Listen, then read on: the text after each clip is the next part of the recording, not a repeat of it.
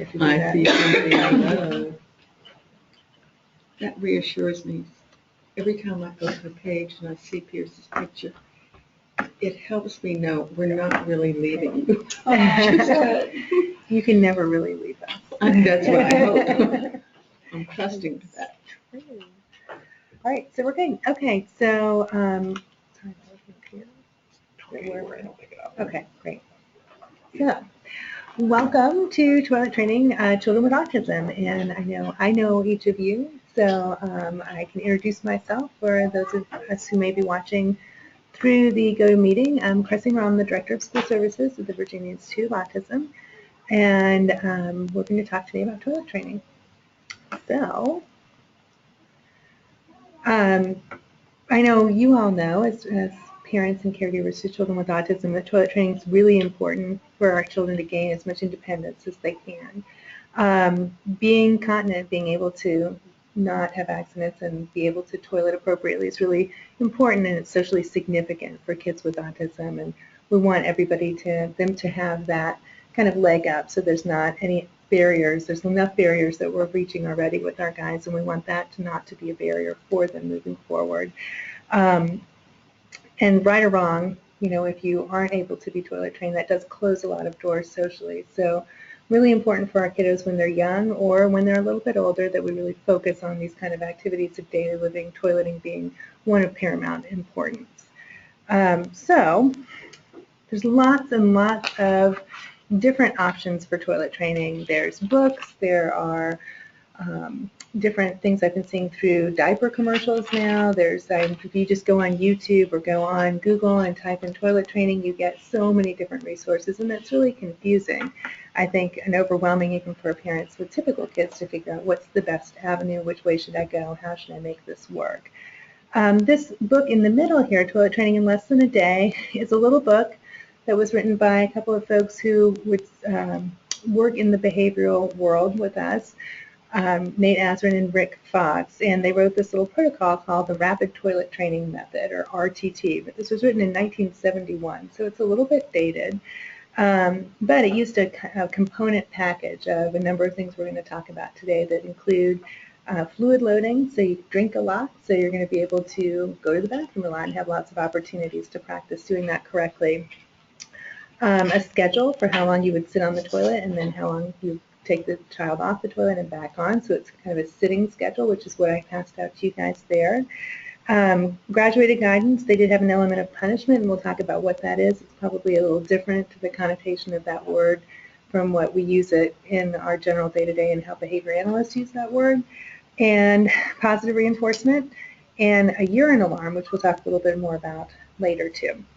So they also authored a book called Toilet Training in Less Than a Day. That was a little more recent, 1989, still not, in the 2000s yet. And although some of the language in that book is probably not what we would consider politically correct, the basic features of that toilet training program are still really useful, and they're a big part of what we're going to talk about today and what we recommend and use at the school currently. So, what we're going to do today is talk about some aspects of autism that might impact toilet training, and then we'll talk about some of the important readiness skills. So how are we recognizing when our child or our student is ready to go ahead and start doing toilet training?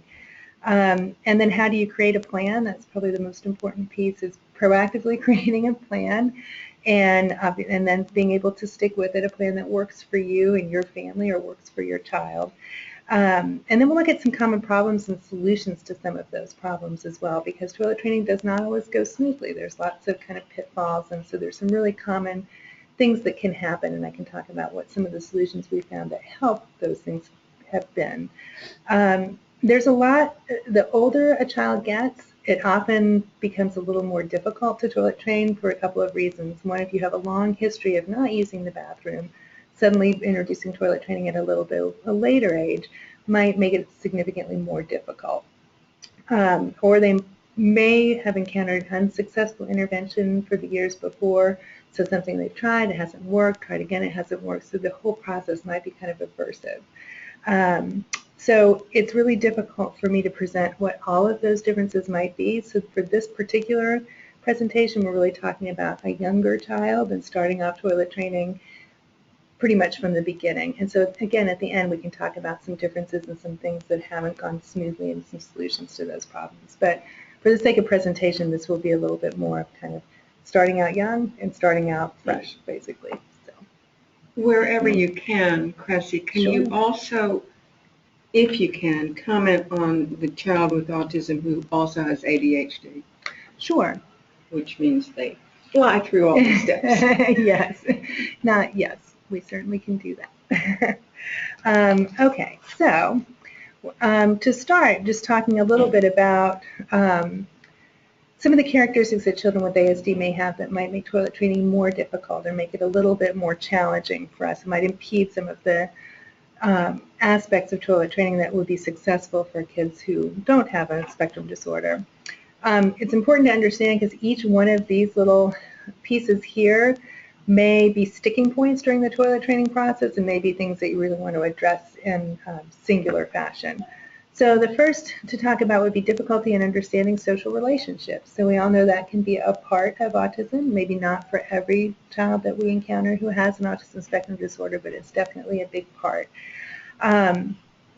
So often when you're toilet training a young child, a typically developing child who's 2 or 3, you talk about a strong sense of accomplishment. So we say, oh, you're such a big boy or girl and you went to the bathroom in the toilet and that's such a big deal. You're going to wear big boy, big girl underwear.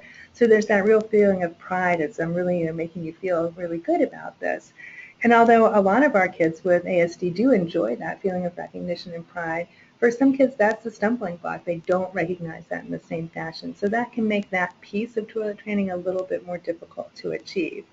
So that kind of limitation in understanding social relationships can be, again, a sticking point.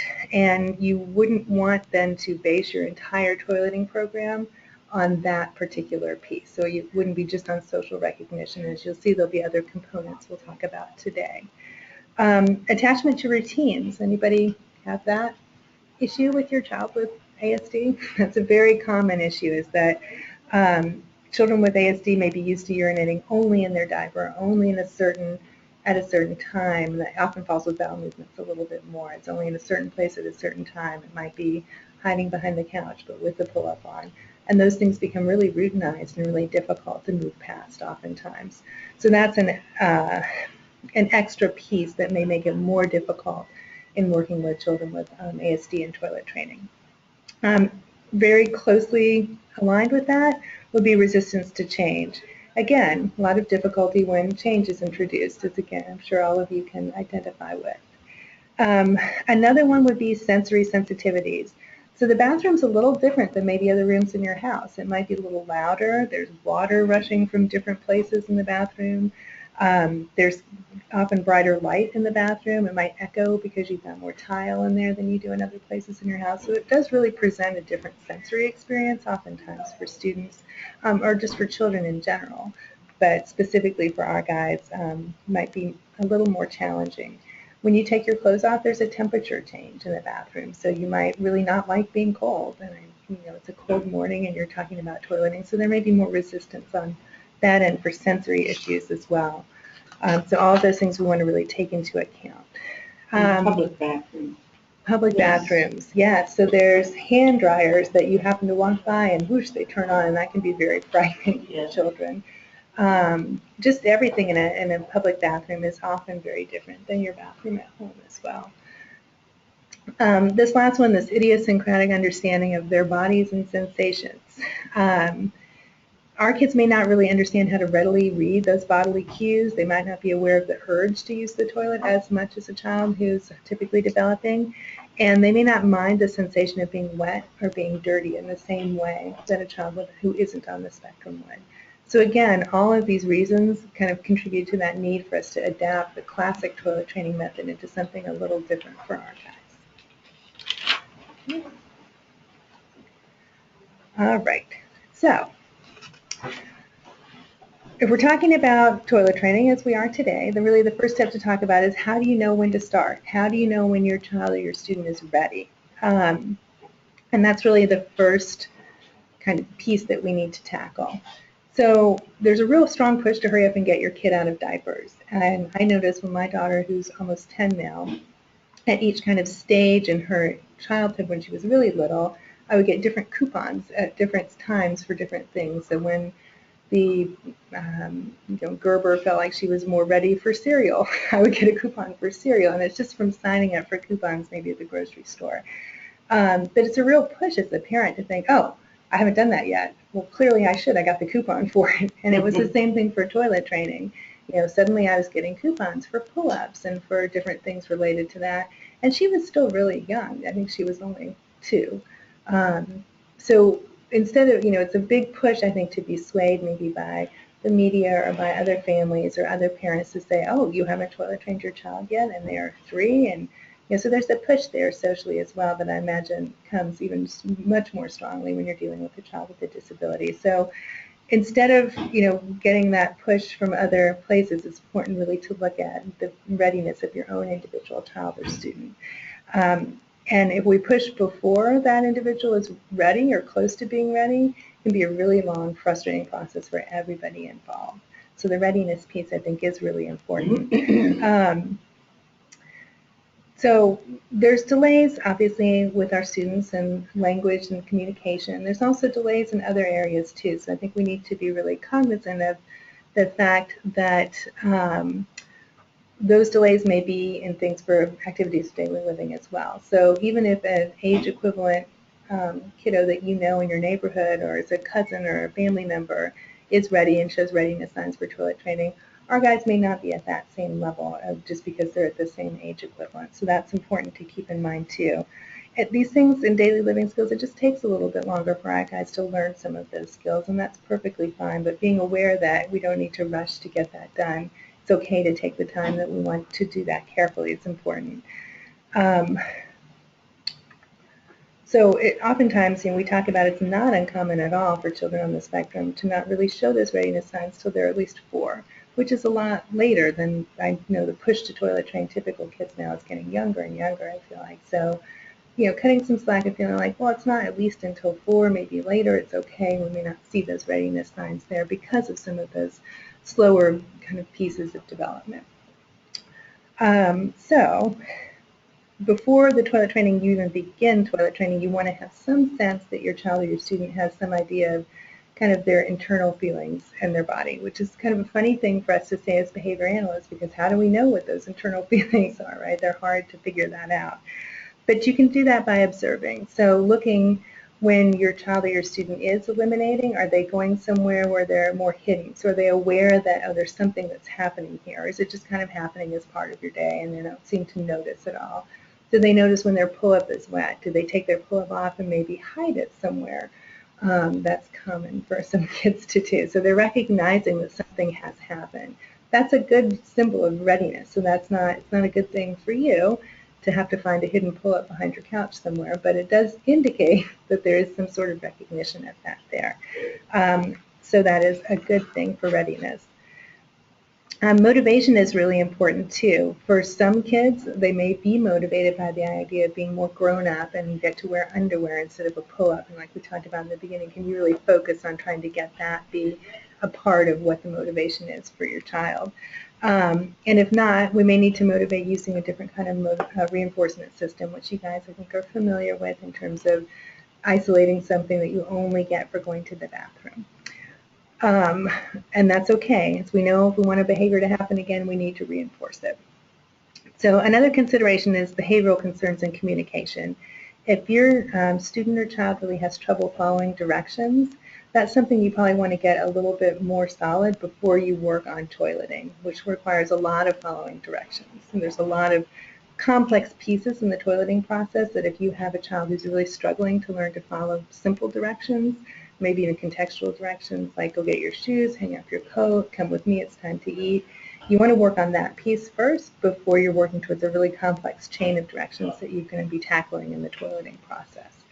I think it's hard sometimes as adults, we don't even think about it. It's just everything you do, it's very routine. But if you really go out and try to task analyze or count all those steps that are required to use the bathroom, to wash your hands, it's a very long list. So you're thinking about having your guys learn a really, really long list of more complex directions. That's important to think about as well. The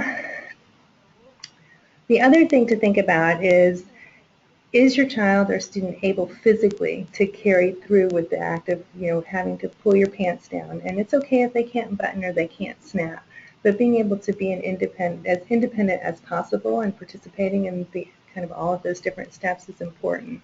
Can they turn the water on and off in the bathroom? We have some kids for whom, we use hand sanitizer instead. That's just easier. So can they do that piece? You want this to be as independent as possible. Obviously, you're helping, teaching the process along, but you don't want to have to always be a part of that. It helps if they can be a little bit more independent in that piece to start with. So that's another place to kind of look at that readiness part. So there's no real specific age. There's no magical kind of age that I can say, oh, this age you definitely need to start. But looking at all those kind of readiness skills that we talked about is important in determining how close are we? Are we close enough to go ahead and give it a try? The other thing to think about for toilet training is it's a lot of work. It takes a lot of time. You want to devote as much time as you can to kind of singularly working on toilet training. The package we're going to present today often works pretty quickly, so we're not suggesting you take a month off of work to toilet train your child or your student, but you might want to consider starting on a weekend or taking maybe a Friday off work and being able to do Friday, Saturday, Sunday. Additionally, what we typically do is work on this at school first until we get it to a schedule that was more amenable to a home schedule. So instead of asking you every 10 minutes to take your child to the bathroom for 5 minutes, which would be really, really hard to do, we try to get it to a schedule of about 4 hours off the toilet and then only 5 minutes on. So that's our goal at school, to get to that point and then pass it on to you at home. But even then, it's important, I think, to make sure you have the time to devote to it. Otherwise, it becomes really frustrating if you can't consistently follow through. And we know consistency is really important for our guys as well. So, here. When to start? We just talked about that. So we'll go on to the next part. So this is kind of the real meat of the plan. There are all of these different components that we're going to go through one at a time, but I'm just going to go through them quickly here. So the first one is increased fluid. So again, you want to provide the opportunity to be able to go to the bathroom more often so you can reward that happening in the right place in the toilet where you want it. That's combined with a sitting schedule, which is what I have the handout for you guys to look at, and we'll go over that in detail in a minute as well. So how often do you go to the bathroom? How long do you stay there? When do you leave? Communication training. Ultimately, we want our guys to, at home, just realize that they have to go to the bathroom and go in and use the bathroom. At school, we want them to say somehow, however they're communicating, whether it be sign language or text, or they're communicating vocally, I need to use the bathroom. So that's an important piece as well. Program consequences for successful urinations and self-initiations. So this just means reinforcement. How do we let them know they're doing what we want them to do? The urine sensor alarm, which we'll talk about in a little more detail, and this positive practice for accidents. So what happens when we have an accident? And we'll talk about that as well. I can tell you at the school, we typically use, we don't always use all of these components. Oftentimes we don't use the urine sensor alarm or the positive practice for accidents. We're starting to talk about using the urine sensor alarm more often, because what that can do is it can alert us when the child's just starting to urinate, and we can rush to the bathroom, and if we can finish on the toilet, we can reinforce that. So it helps us catch that, which I think is really important. So what you'd be looking at is in your first day, it's called the intensive day. So again, we would say we'll do this at school, and then we'll help you with that. If you do want to do this at home, it would be a very intensive first day. So what happens on that day? The first thing you want to do is increase those fluids. So what you want to happen, and this sounds like a lot, but it's 2 to 4 ounces of non-caffeinated, non-dairy drinks consumed per hour. Why non-dairy? Non-dairy, because some kids have some issues with it. It's a lot that they'd be consuming. If you feel, and I think that it doesn't always help go through the system as quickly to produce that urine, which is what we want to produce.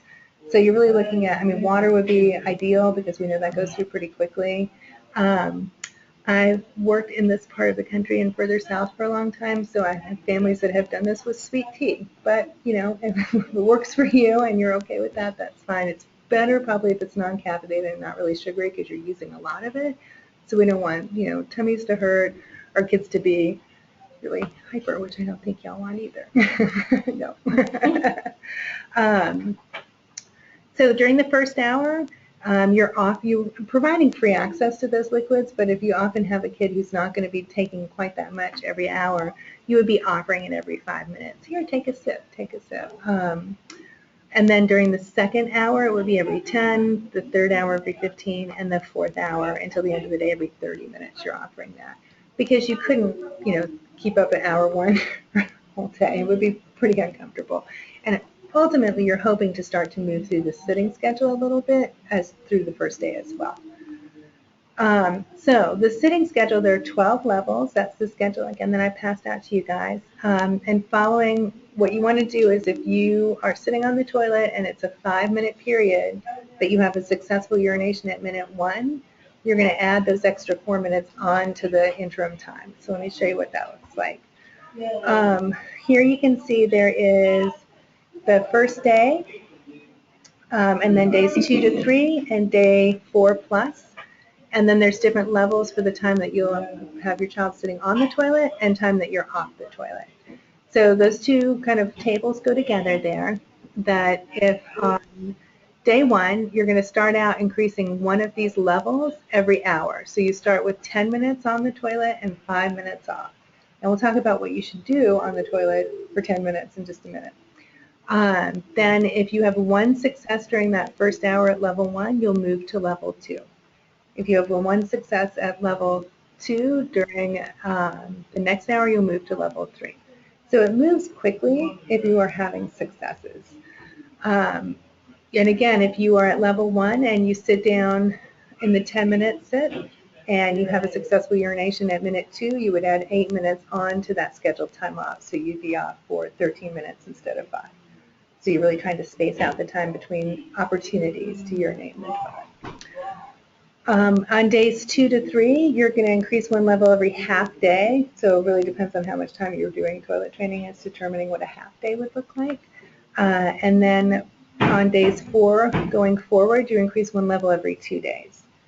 So our goal is to get through all 12 of these levels and then pass it off to our families at home. Because again, the 10 minutes on, 5 minutes off would be incredibly difficult for you all to do in any sort of home environment.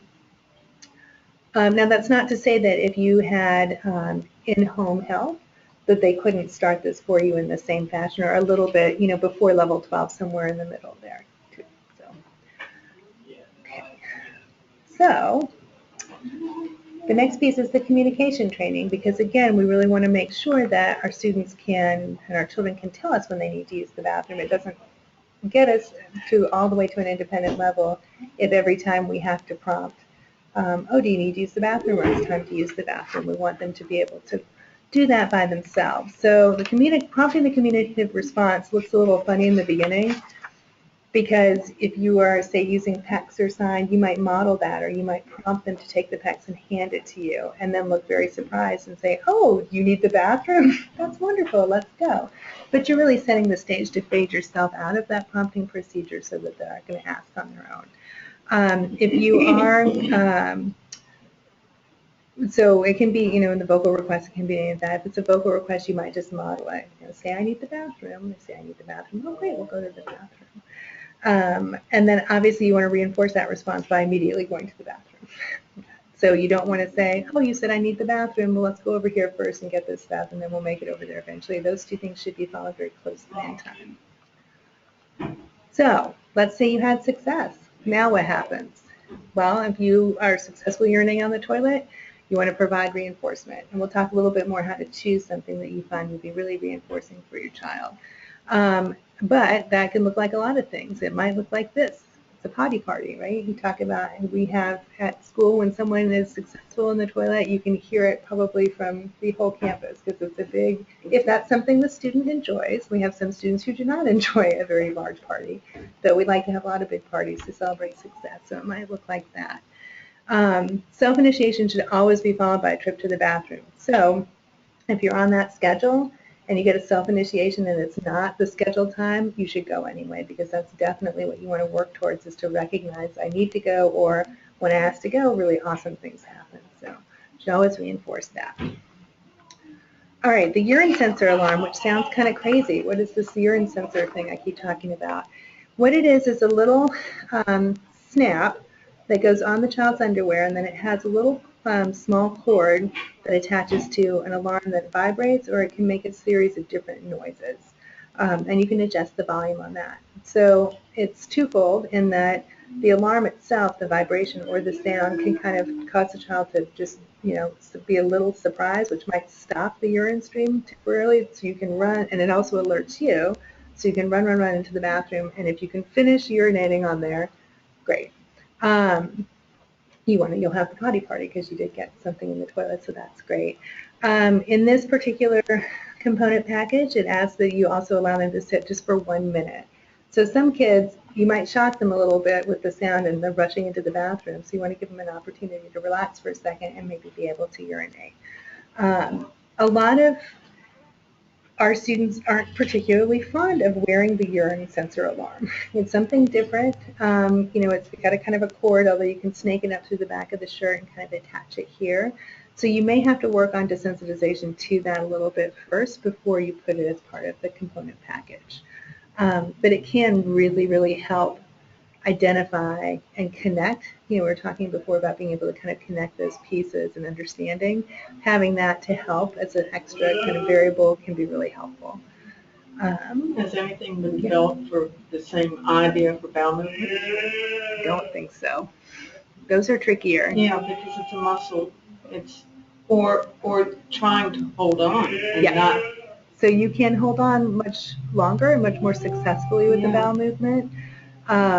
With urine, you really kind of at some point don't have a choice, which with the bowel movement as well. But for the urine, it's going to happen during a day. For the bowel movement, yes, children can learn to hold that for a very long time, which can cause some pretty significant medical issues. Bowel training is much more difficult also because we don't have as many opportunities for practice, and you can't really speed the process by increased food intake. Doesn't have the same correlation as increased intake for liquids, so that becomes a little more difficult.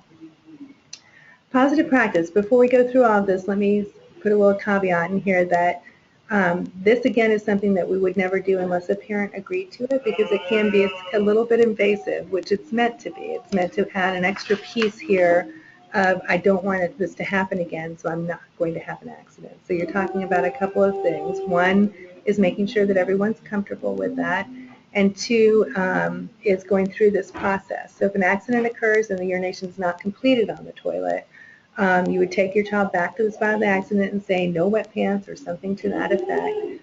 Go back to the bathroom, sit down on the toilet, stand back up, go back. You would repeat that 4 times. Again, it's meant to be something they're going to want to avoid. We often find that this isn't a piece that we have to add in. We don't do it on the first day. If we get a certain amount of success, sorry, that's on the next slide.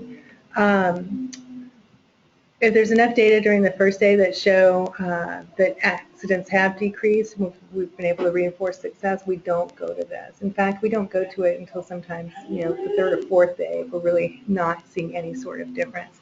And again, it would only be with parental approval that would happen. Sometimes this is a necessary piece, again, to connect that part of having the accident versus the success in the toilet. Okay. So, how do we know when we're making progress? Well, we know when we are, before the 4th day, you're going to just thin that sitting schedule based on the passage of time. So remember, it was after 1 success in 1 hour, you move to level 2. After day 4, you want to look at percent of success. So you want to look at getting 80% success over 2 consecutive days, and then move to the next level. So looking at how many accidents versus successes and what percent of success of opportunities happen. Okay. Additionally, after you're completing level 12, self-initiations are really expected. At that point, you've had a lot of practice. So the hope would be that your child would be able to self-initiate when you got all the way to the bottom and to level 12. If you are using the urine alarm, it can be removed after either 100% successes for 2 consecutive days, with at least 1 initiation, or 80% success for 2 days with at least 40% of success is self-initiated. You know, we like to write crazy criteria for mastery sometimes, so there's one for you there. This way we really know that we're really moving that balance to positive success in the toilet versus accident. And also the self-initiation piece, again, I can't stress that enough. It's really important to be able to have your child initiate based on the feeling of a full bladder, as opposed to just us saying every 2 hours, time for the bathroom, time for the bathroom. All right, what kind of supplies do you need? You kind of need a lot of supplies. If you have a smaller child, you want to think about a potty chair, but remembering that means you're going to have to generalize that behavior from the potty chair to the bigger toilet, which can be a deal breaker for some kids. They get used to the potty chair and that has to be there. They can't go make that movement to the toilet. An adapter seat, meaning just a little ring that you might put in. The little bottoms are too small for the big toilet. A footstool can help. If you have, again, a smaller child and their feet are kind of hanging off the big toilet, it can help them feel a little more grounded and secure to have their feet on a footstool. It also helps with the hand washing. Yes, it does. You can move it over to wash hands. Underpants and clothes. We don't do pull-ups when we do toilet training. We go right into underwear. So you need lots and lots and lots of pairs of underwear because you may have lots and lots and lots of accidents. And clothes, meaning you may have to go all the way from soup to nuts. You may need extra shirts, extra shorts or pants, and extra shoes and socks, because sometimes accidents get a little big.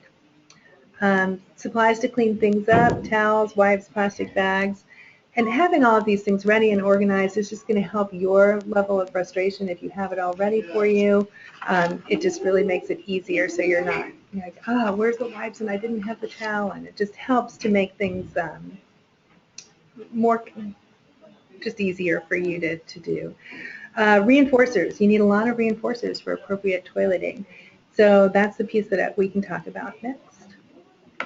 So reinforcement is going to be really critical to success. And if you have a child or a student who really just loves praise and loves for you to tell them what a good job they've done, that's amazing. You've got it right there. You own it all the time. You have it with you. So that will be wonderful. However, if you have a kiddo who praise isn't going to do it for them, this is a hard skill to learn, again, so we want a really big reinforcer because we're asking for a really big effort. We might want to identify 1 or 2 things that your child or your student really, really likes. And what I would recommend are 2 things. One, you're going to choose a reinforcer that you're only going to use for successful urination, so you have to be sure you can live without it the rest of the time. Because if your child can access that at other times, it won't be as important for them to access it after urinating. The other thing to think about is maybe withholding it for a couple weeks before you start toilet training, so that you're creating more of a state of, oh, I really do want that thing. If you think about if you're ever kind of withholding something from yourself, I think if I'm dieting and I can't have something, then, when I do get to have it, I really, really want it. So the same kind of thing, kind of creating that deprivation state, can be really helpful in creating making a powerful reinforcer even more powerful for your student. The other thing to remember is you want something that's easy to deliver, because you want the space and time between successful urination in the bathroom and delivery of that reinforcer to be really short. So you want to be able to have it in the bathroom with you and give it to your child right away. If it's food related, you need to be okay with having food in the bathroom because you want to be able to give it right away. And some people aren't. Some people really have, they're like, no, food doesn't go in the bathroom. And that's fine. Then you pick something different that you can give right away. So, common problems and solutions. So sometimes it goes without a hitch. It goes really easily, just as I have described to you. I hope that's what happens for everybody who tries this. But there are some pretty common problems and some potential solutions that we can talk about because they do often happen. So let's take a look at a couple of those. So how about your kiddo that doesn't want to sit on that toilet for multiple reasons? Yes, I know some of those guys. So you may need to gradually shape up that behavior. So we talked about the potty chair before. That might be an option in this case. So we'll start on the potty chair and then we'll try to change the potty chair, gradually shift onto the toilet. That can be tricky to do. They're very different apparatuses. Yes. See, with little man, he doesn't like to sit on the toilet when he has to do number 2. Uh-huh. That's the problem that he has with sitting on the toilet. He won't sit on there to do that. Yeah. He has to go like in a corner or And hide something. somewhere. Yeah. Yeah. So I'm going to rephrase the question so folks who are listening to us through the GoToMeeting can hear. So the question or comment was, so you may have a child who is fine urinating on the toilet, but has trouble having a bowel movement on the toilet, still wants to go and hide or wear the pull-up. There are some things you can do to address that. It becomes it's a little more difficult. One is finding the child when they are doing that. So if you know that there's a schedule. Yeah, I'm right there when Yeah. he's doing that. So you can try to rush him over onto the toilet. You can try to have him sit on the toilet with the pull-up on and still have the bowel movement sitting on the toilet with the pull-up on, but sitting on the toilet. And then gradually, and this is not easy, sometimes gradually just, undo the sides of the diaper or the pull-up and gradually have it fade out. And when I say gradually, I mean over maybe days, not just one sitting. It can be messy. It can be hard to do. If you start with just the sitting on the toilet with the pull-up on and having the bowel movement, that might help. If he gets used to doing that, it might be a little easier to get that pull-up off. See, I haven't tried that, but usually when he get ready to go have the bowel movement, he always squats, and that's when I'll take him upstairs, or he'll refuse and want to do it right there where he is and stuff. Right. Would there be any point in moving the potty chair to his favorite spot? Sure. And so the question or the comment was, could you move the potty chair to where your child was actually going behind the couch or a spot where they were going in a corner? Yes, you could also do that. I think you're always looking into the future is how are you going to get back into that bathroom. So wherever you kind of want to start close to where you want to end, and just being mindful that if you establish that routine, okay, so now the potty chair is over there, you've got to quickly move forward then. Okay, now the potty chair's a little closer to the bathroom, and now we're going to go to the bathroom. So just always that movement forward is important so you don't get stuck in another routine that's hard to break. But those are tough ones. He doesn't even use the potty chair. Yeah. He just used the toilet, but he wouldn't use the potty chair when I tried that. Then I wouldn't even introduce that. I would just go straight. He wouldn't even pee in it. Yeah, okay. Yeah, so the comment was not using the potty chair at all. You have a child who's resistant to that and knows the toilet's where it needs to happen and that's where I'm going. Yeah. You're kind of ahead of the game a little bit there because now you don't have that intermediate step. So, so that's good. So we just actually talked a little bit about some of the things that you mentioned, but one of the other things you can do, that one's probably not going to work for you guys, but you could have him sit on the toilet and have a timer. So you're indicating you're just going to sit here for a little bit of a time, and you don't have to be using the bathroom. So you would do this outside of the toileting routine. Just we're going to go in the potty, we're going to sit on the toilet just for 5 seconds, 10 seconds, gradually increase that time so they're more comfortable actually sitting on the toilet. The bathroom isn't quite as scary a place at that point. Oftentimes we'll find that students don't even want to enter the bathroom. The bathroom itself is somewhere we're not going to go. So we have to gradually just increase that adherence to we can just walk in and walk back out. We can walk in and touch the toilet and walk back out. We can walk in and sit down and just 1, 2, 3 and run back out. And just gradually working up that time. So you could try that as well when he's having the bowel movement. You could run in and then sit really quickly and then run back out and let him finish elsewhere and just gradually increase that time. It's a lot of work. We have been there, of course, months. Mm-hmm. Remember? Yeah. It took months to get them to even go in the bathroom. Yeah. Yes, it did. Yeah. So that might help a little bit. We talked about that, gradually shaping it, providing reinforcement for it. How about this one? Afraid of the flushing noise the scary toilet makes. So this is one that's common. Well, that's the next one, is loves the flushing noise the toilet makes.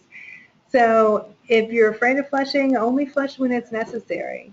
wait till the child actually gets off the toilet, or even is standing at the door, and then flush the toilet. It doesn't have to be while they're still sitting on the toilet, which can be a really scary sensory experience for any child. This is rushing water, and they're little maybe still, and they're not sure kind of what's going to happen. So you can gradually shape that as well. Yeah, that's my daughter. She doesn't flush because she doesn't like it. the sound. Yeah. So if you have a child who, again, is scared, you can practice flushing. You flush and they stand at the doorway. Or you can practice flushing when they're not in the toileting routine. So you can go in, flush the toilet, and run out. You didn't have to use the bathroom. Or you can stand in there while mom flushes the toilet and then walk out. So there's some ways you can address that too. So this is the other one that you referenced, is they're overly interested in flushing. That can be problematic in a lot of ways because it's very easy to reach back and to get that handle of the toilet and to flush. And sometimes your toilets don't really like that. I know oftentimes at school we have some older, more sensitive plumbing that doesn't always work very well with that. So one thing you can do is you can cover the handle so that they can't flush the whole time because you're sitting on the toilet, and again, it's right there, so it's easy to do. Covering it, there's some other things you can do. Give them something to do with their hands, like looking at a book while they're sitting on the toilet, and that might help a little bit. Yeah. We have a sensory box in our bathroom. Okay. We do stickers. Great. Just for, For the time that you're sitting, yeah. So the comment was having a sensory box or something, busy box, something to do in the bathroom. So your hands are kept busy and you're not thinking about all of these other great things you could be doing while you're in there. All right, how about this one? Playing with the toilet paper. It's on a great roll. It's really fun to just take it all off. So here's the easiest solution. Move it. Don't have it within their reach, right, to start with. Move it further away until the child's really ready to use it. Sometimes you can roll out the right amount of paper ahead of time and just have them just tear that piece off. You can mark it, with a marker on it or put a little piece of tape on it. Just pull it out to here. Oftentimes, really, the joy in unrolling the toilet paper is just the joy in unrolling the toilet paper. It's just super reinforcing. So moving it just away, I think, is probably the best bet when you're having to deal with so many other elements while you're doing toilet training. It's hard to take that one out. You just throw the whole roll in the toilet. Yeah, so I just move it. It's just not an option. It's just one more thing you're having to juggle. Now the toilet paper's in the toilet, so I would just move it. Yeah, it's easiest. Okay, so retaining when the diaper is removed. And so this can be very problematic. So we take the diaper off and suddenly for multiple reasons the child doesn't feel like they can go, so they're going to hold it. Again, like we talked about with the urine, there's only so far you're going to be able to go with that before you're going to have to go. You'll have an accident, something will happen.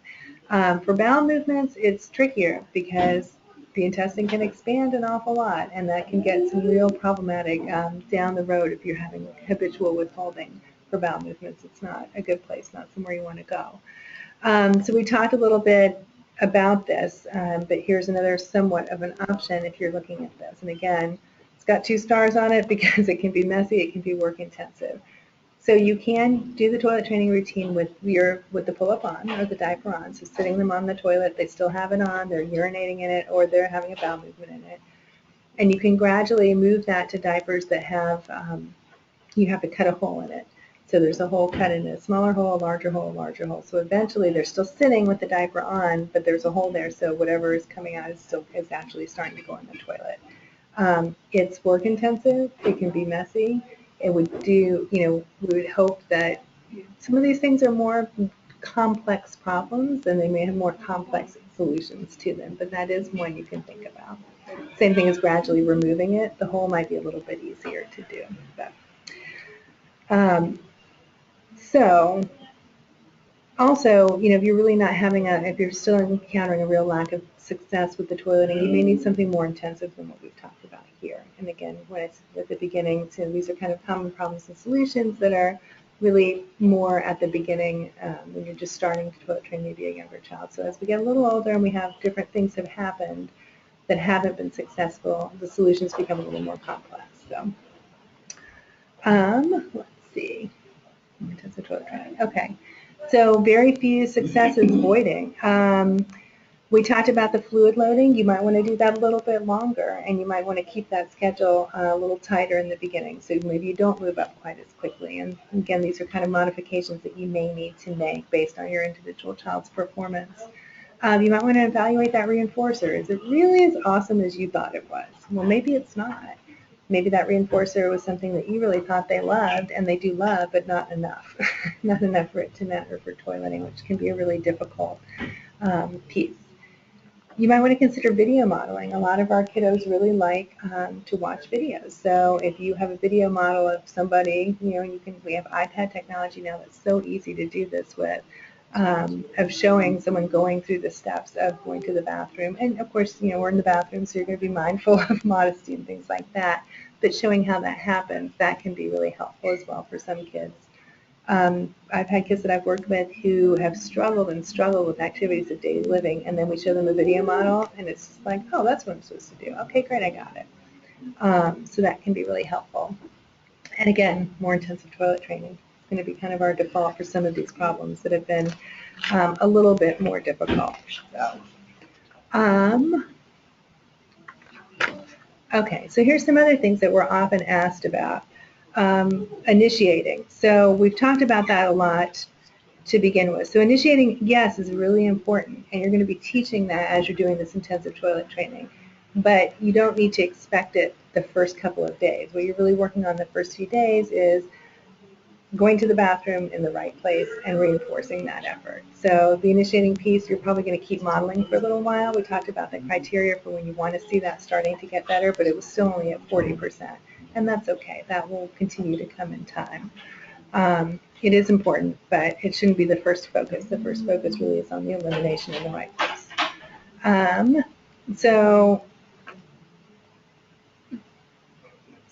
The other thing to think about too is, and this is kind of a funny way to think about it, but the real kind of indicator for us as adults to use the bathroom is the feeling of a full bladder. That's what we want to teach our kids, is not that I say you need the bathroom or a certain time happens, but I feel like my bladder's full. I'm going to say I need to use the bathroom, and we'll go. And the reinforcer is that your bladder becomes empty and you feel better. So those are the real pieces that you're trying to get to. So you don't have a child that every time they use the bathroom says, I need an M&M. I'd really like to have my iPad now. You want it to be, well, that's great, but I want to back those things off so the reinforcer is, so I feel better. I don't feel that tension on my bladder anymore.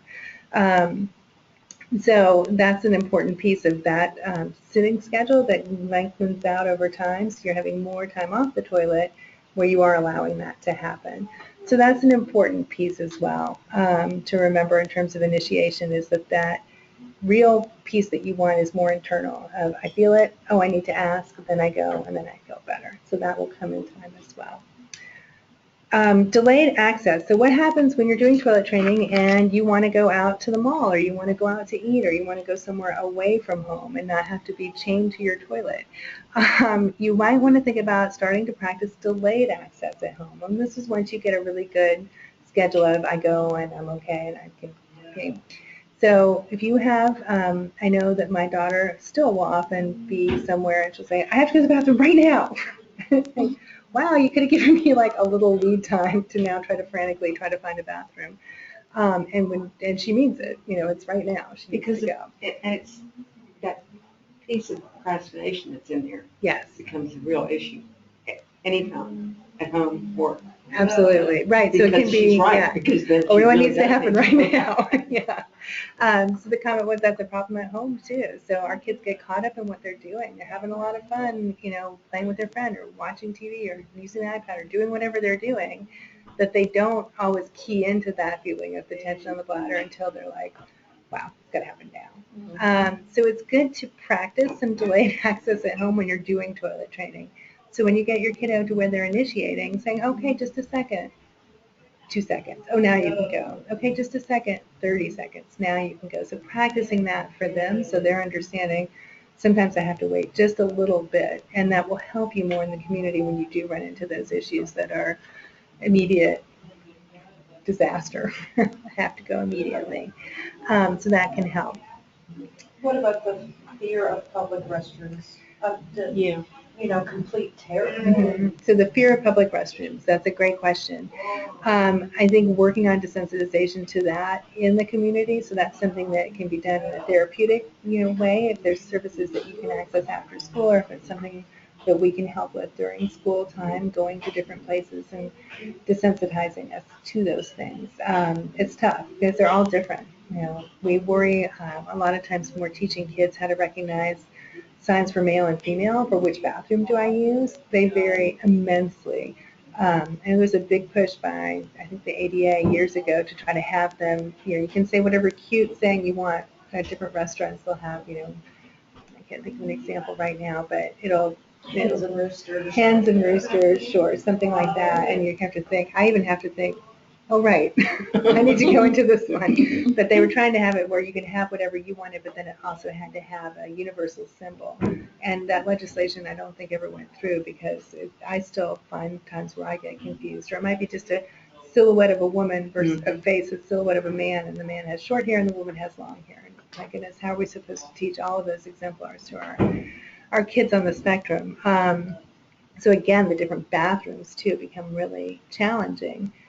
We can start with doing different bathrooms in our school environment, which is important, and we do that for some students. And then again, going out and just the desensitization of we're just going to walk in, open the door, shut the door, and leave, and trying to gradually increase that ability to manage change and manage things that are different, because that is really challenging. And it can be abject terror sometimes of what's going on with it. Yeah. Especially with the the thing that turns on to wipe your hands off. Yes, yeah, the hand blower. Yeah. Yes, and those are very scary. And kids that are short, sometimes when they walk under them, will trip that, so it'll just turn on without any. Yeah, it's tough. Those are tough. The automatic water, the automatic flush. Yes, the automatic flush is awful. Right. Yeah, because it's really unpredictable. Yeah. So, yeah, that one can be a really tough one. The other thing you can think about doing is practicing things that are unexpected in a more controlled environment. So, not saying necessarily scaring your child all the time, but having things happen at home or at school where it's a safer environment and teaching them to say, okay, that's okay. It was okay. Nothing bad happened after that. It surprised me, but nothing bad happened. So just things that are out of the ordinary or a little bit unusual in a safer environment can help too. So here's another good one. Determining which gender your child is and how old, we want to think about teaching for standing versus sitting. Well, do you use a urinal? Do you go in public and use the stall and shut the door? There's a whole kind of area of research in our field that refers to things called the hidden curriculum. So they're just social skills that are really subtle that we all pick up on or we understand. And a good example of that is, I've been told, I don't know from personal experience, but when men go to urinals, there's a line of urinals. If one man is at urinal, the second one from the right, you don't go stand at the one right next to them, right? I mean, you would just pick up on that. Our kids don't pick up on that. You don't strike up a conversation with that person or look over and say, oh, make a comment. But our kids don't pick up on that. I'm sorry. You gotta laugh because, my goodness, there's things like that everywhere. But those are the kind of things that can cause real problems for our students. They really need to be, you need to understand all that. And there's so many different pieces of that. For male students, where do your pants go when you don't drop your pants to your feet when you're at a urinal in a public restroom or in school? I've had a student that we had taught, to use the urinal, but we hadn't predicted that you don't drop your pants all the way down starting in like 3rd grade. That was a huge learning experience for us, and because it was other typical peers that were like, hey, what is he doing? Like, well, he's using the urinal like we taught him. Isn't that great? And that was a big piece of it. So there's lots of etiquette, really, and it's hidden. It's really nuanced, and it's nuanced social pieces that are around some of these things that you just need to be kind of careful about. Sorry. No, that's okay. Yeah. I thought I put it on vibrate. I guess I didn't. And see, with boys, you have the other issue. What do you train them on? Do you train them on the toilet you know, and when they're so little, you know, there's frequently the upspin. Yeah, yeah, absolutely. Upspin, how about around the world spin? Oh, yeah. I mean, that's still an issue. Yeah. And when you combine it with the ADHD, and then you also combine it with the fact that Pierce is learning that his shadow is saying, "I'll be right outside the door. Gigi, leave." Uh-huh. I want to everywhere. try and help him Mhm. aim in the hole. Yeah. Not just in the bowl, but in the hole in the bowl, because it's just all over the seat. Yeah. I'm just not making any Do you headway at use all. Fruit Loops? Oh, or Cheerios, just, It doesn't. he's Doesn't too, matter. the ADHD he is racing through every step. Sure. Yeah. Yeah. See, that won't work with little man, because he'll try to eat it out of the toilet. Yes, we've had But- that issue before. Yeah, he does aim in there, but the problem is that he moves before he's finished. Mm-hmm. Similar issue, yeah. Yeah. So I'm just going to restate y'all's comments. And so some of the questions are, how do you get students to, when do you decide to move from sitting down to standing up if you have a child or a student who's small? And then how can you work on better aim, better quality of aim, so it actually gets into the toilet and not just around the toilet? I think reinforcement and teaching is probably your best bet for both of those things. For the standing versus sitting, that's a tough one. So oftentimes our guys, when we start toilet training, are really small. They're just short, they're little. Standing up is an issue. So, it becomes hard to figure out, when do you make that? Do you make it when they're a little bit taller? Can they stand on a stool? Yeah, they can do that as well. So it's really it's also looking sometimes at family values and what does the family want, and when, if they've had siblings, when did they make that move, or how did that work? So there's a lot of variables to consider there too. The aim issue, I think, is reinforcement, and teaching reinforcement of when you get it into the right place as opposed to not. And trying to slow that process down. You can try some timers, some counting, some different, you have to introduce some extra stimuli or different variables in there to kind of control for that. Like, okay, this step should take you 5-10 seconds or however long. It shouldn't take you 2 seconds and you're going, speeding through the whole thing. These are kind of the things that become more complex when you get to, you're close to the end, Right. but it's still not fully working for you.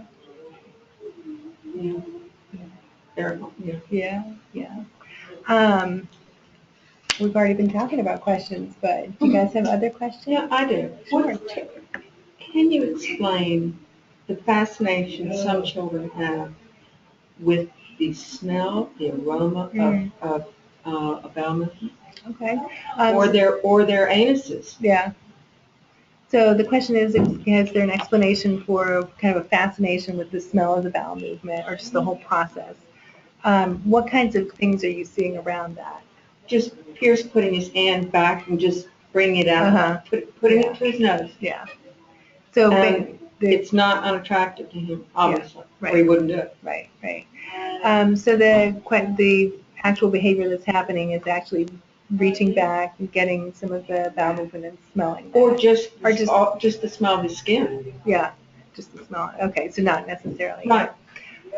Again, I think it's some of that hidden curriculum piece of, that's not something that you do in front of other people, certainly, but you want to probably just teach them that's just not something you do.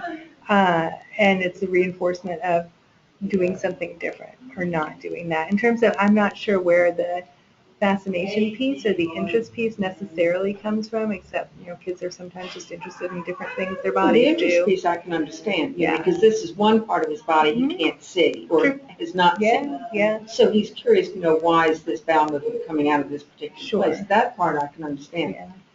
I don't understand the sensory. Yeah. This, It's different for different kids. I don't think there's a great explanation for that beyond exploration and just interest in things that are different. And again, it would be the teaching of, that's not something that we do, or, you can wash your hands after you do that kind of thing, but you really have to get kind of in between it for that to happen, which can be there's some challenging. resistance on Pierce's part to every stage of it. And when he knows he needs to go to the bathroom, he will finally race to the bathroom, race through the process, race to pull his pants up all at one time, race out of the bathroom, say he'd rather wash his hands in the kitchen than the bathroom. I mean, it's really just. In between, yeah. Yeah, so the question's about rushing through that whole process, rush, rush, rush, rush, rush. And I think looking at trying to slow them down and teaching, reinforcing for that slow down piece of wait, we're going to, count, even if you can count. And obviously you don't want to count in the bathroom for the rest of his life, but if you can slow him down a little bit now and then say, okay, count to 5 out loud and then count from 5 to 10, whisper it, and then get it quieter and quieter. But slowing him down so it becomes habitual. That it takes this amount of time to do this. It takes this amount of time to do that. No, you have to wash your hands in the bathroom. And as easier said than done. As I said before, couple it with the fact that now he wants me out of the bathroom. Yeah. Gigi? Yeah. Go behind the door. Go out the door. Yeah.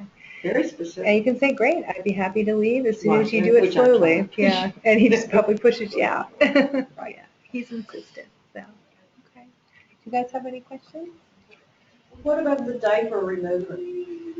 Brendan is famous. He knows when he is in the middle of a bowel.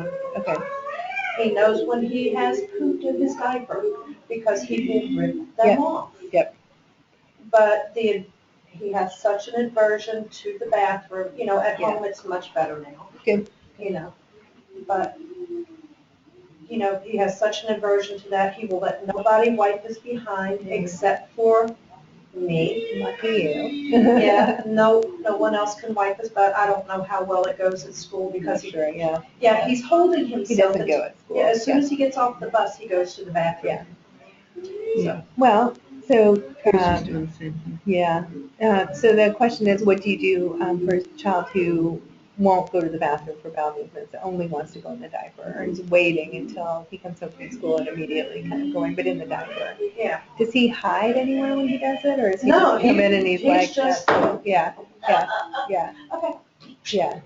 And sometimes it's A lot. melted chocolate and it's everywhere and it's almost as bad as fecal smear. Yeah, it's a lot. So is there a way that you can make it part of his routine that as soon as he gets off the bus, you go to the bathroom and you could keep the pull-up on, but sit him on the toilet? He just refuses. He won't do it. Yeah. He will not go up those steps until, and this is his rigidity to his routine. Mm-hmm. Yeah. He has to do this, and this. Right. So maybe even working on mixing up routine first, and nothing to even do with the pull-up, like just live with that a little bit longer, which I know is a lot to ask, but just here's the routine. Oh, we're going to do one thing reverse today, and you're going to be okay with it. We're going to reinforce that, and then starting to mess a little bit with that schedule. Yeah, I've been working with that slightly over the last year. Okay. And it's been a really hard transition. Yeah, it is. It's very difficult. Sometimes it helps if you let him pick a little and you pick a little. So what's the first thing you want to do? You get to pick that, and then I'm going to pick the next thing, and then you pick the next 2 things, then I pick one. Then I'm going to pick 3 and you pick 1. Just so it's always kind of more intermittent in terms of the variability. So it's not always I pick 1, you pick 1, I pick 1, you pick 1, because then the rigidity falls on that. No, you only pick 1. You can't ever pick 2. So if in the very beginning you make it more variable, that helps typically. And not assigning another routine to now my turn, your turn.